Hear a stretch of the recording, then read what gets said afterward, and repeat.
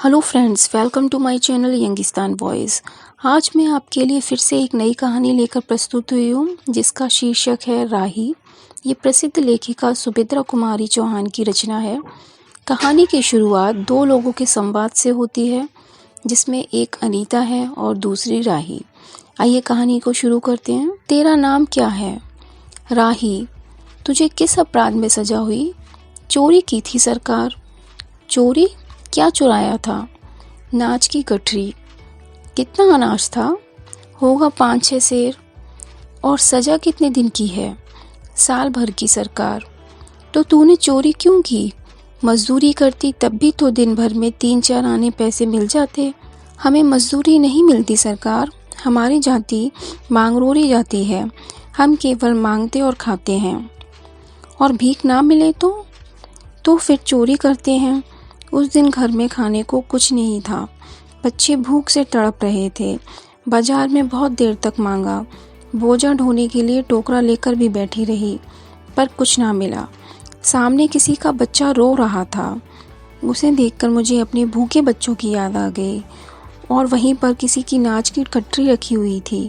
उसे लेकर भागी ही थी कि पुलिस वाले ने पकड़ लिया।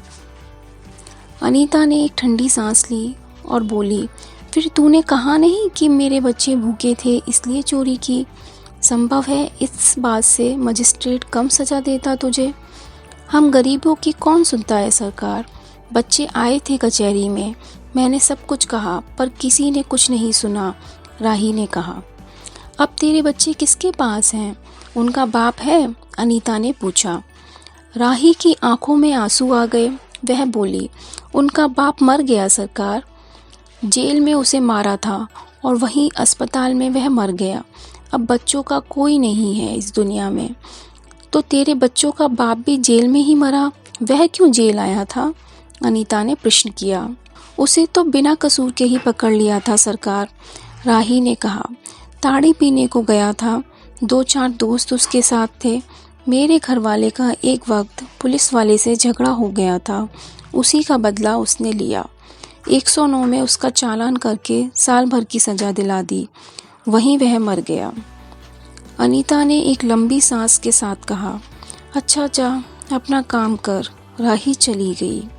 अनीता सत्याग्रह करके जेल आई थी। पहले उसे B क्लास दिया था, फिर उसके घर वालों ने लिखा पढ़ी करके उसे A क्लास दिलवा दिया था। अनीता के सामने आज एक प्रश्न घूम रहा था। वह सोच रही थी कि देश की गरीबी और इन निरीह गरीबों के कष्टों को दूर करने का क्या कोई उपाय है? हम सभी परमात्मा की संतान हैं, एक ही देश के निवासी। कम से कम हम सबको खाने पहनने का तो समान अधिकार मिलना ही चाहिए। फिर यह क्या बात है कि कुछ लोग तो बहुत आराम से रहते हैं और कुछ लोग पेट के अन्न के लिए चोरी करते हैं। उसके बाद विचारक की अदूरदर्शिता के कारण या सरकारी वकील के चातुर्यपूर्ण जिरह के कारण छोटे छोटे बच्चों की माताएं जेल भेज दी जाती हैं। उनके बच्चे भूखों मरने के लिए छोड़ दिए जाते हैं। एक और तो यह कैदी है जो जेल आकर सचमुच जेल जीवन के कष्ट उठाती है, और दूसरी ओर हम हैं जो लोग अपनी देशभक्ति और त्याग का ढिंढोरा पीटते हुए जेल आते हैं। हमें आमतौर से दूसरे कैदियों के मुकाबले में अच्छा बर्ताव मिलता है, फिर भी हमें संतोष नहीं होता। हम जेल आकर A और B क्लास के लिए लड़ते हैं। जेल आकर ही हम कौन सा बड़ा त्याग कर देते हैं? जेल में हमें कौन सा कष्ट मिलता है, इस सिवा इसके कि हमारे माथे पर नेतृत्व की सील लग जाती है।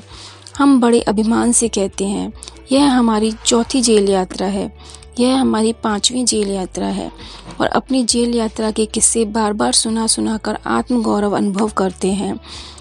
तात्पर्य यह है कि हम जितनी बार जेल जा चुके होते हैं उतनी ही सीढ़ी हम देशभक्ति और त्याग से दूसरों से ऊपर उठ जाते हैं, और इसके बल पर जेल से छूटने के बाद कांग्रेस को राजकीय सत्ता मिलते ही हम मिनिस्टर, स्थानीय संस्थाओं के मेंबर और क्या क्या हो जाते हैं। अनीता सोच रही थी, कल तक जो खद्दर भी ना पहनते थे, बात बात पर कांग्रेस का मजाक उड़ाते थे, कांग्रेस के हाथों में थोड़ी शक्ति आते ही वे कांग्रेस के भक्त बन गए, खद्दर पहनने लगे। यहाँ तक कि जेल में भी दिखाई पड़ने लगे। वास्तव में यह देशभक्ति है या सत्ता भक्ति? ये एक बहुत बड़ा प्रश्न है। अनीता के विचारों का तांता लगा हुआ था। वह दार्शनिक हो रही थी। उसे अनुभव हुआ जैसे कोई भीतर ही भीतर उसे काट रहा हो। अनीता की सोच अनीता को ही खाए जा रही थी। उसे बार बार यही लग रहा था कि उसकी देशभक्ति सच्ची देशभक्ति नहीं वरन मजाक है। उसे आत्मग्लानि हुई और साथ ही साथ आत्मानुभूति भी। अनीता की आत्मा बोल उठी, वास्तव में सच्ची देशभक्ति तो इन गरीबों के कष्ट निवारण में है। ये कोई दूसरे नहीं, हमारी ही भारत माता की संतानें हैं। इन हजारों लाखों भूखे नंगे भाई बहनों की यदि हम कुछ भी सेवा कर सकें, थोड़ा भी कष्ट निवारण कर सकें, तो सचमुच हमने अपने देश की कुछ सेवा की। हमारा वास्तविक देश तो देहातों में ही है। किसानों की दुर्दशा से हम सभी थोड़े बहुत परिचित हैं, पर इन गरीबों के पास ना घर है ना द्वार।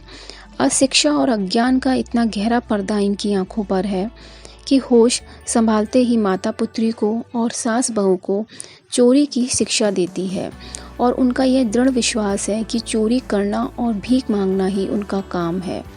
इससे अच्छा जीवन बिताने की वह कल्पना ही नहीं कर सकते। आज यहाँ डेरा डाल के रहे तो कल दूसरी जगह चोरी की, बचे तो बचे, नहीं तो फिर साल 2 साल के लिए जेल में रहे। क्या मानव जीवन का यही लक्ष्य है? लक्ष्य है भी अथवा नहीं? यदि नहीं है तो विचारादर्श की उच्च सतह पर टिके हुए हमारे जननायकों और युग पुरुषों की हमें क्या आवश्यकता? इतिहास, धर्म, दर्शन, ज्ञान, विज्ञान का कोई अर्थ नहीं होता, पर जीवन का लक्ष्य है, अवश्य है। संसार की मृग मरीचिका में हम लक्ष्य को भूल जाते हैं। सतह के ऊपर तक पहुंचने वाली कुछ एक महान आत्माओं को छोड़कर सारा जन समुदाय संसार में अपने को खोया हुआ पाता है। कर्तव्य का उसे ध्यान नहीं, सत्यासत्य की समझ नहीं, अन्यथा मानवीयता से बढ़कर कौन सा मानव धर्म है? पतित मानवता को जीवन दान देने की अपेक्षा में कोई भी महान पुण्य नहीं है। राही जैसी भोली भाली किंतु गुमराह आत्माओं के कल्याण की साधना जीवन की साधना होनी चाहिए। सत्याग्रही की यह प्रथम प्रतिज्ञा क्यों ना हो? देशभक्ति का यही मापदंड क्यों ना बने? अनीता दिन भर इन्हीं विचारों में डूबी रही। शाम को वह इसी प्रकार कुछ सोचते सोचते सो गई। तो ये थी आज की कहानी राही, जिससे हमें पता चलता है कि आज भी देहातों में लोग कितने कष्ट उठाकर अपना जीवन यापन कर रहे हैं। तो आज की कहानी आपको कैसी लगी कमेंट सेक्शन में ज़रूर बताएं। साथ ही साथ ऐसी और भी कहानियों के लिए हमारे चैनल यंगिस्तान वॉइस को सब्सक्राइब कर लें, बेल आइकन को हिट कर दें। जय हिंद।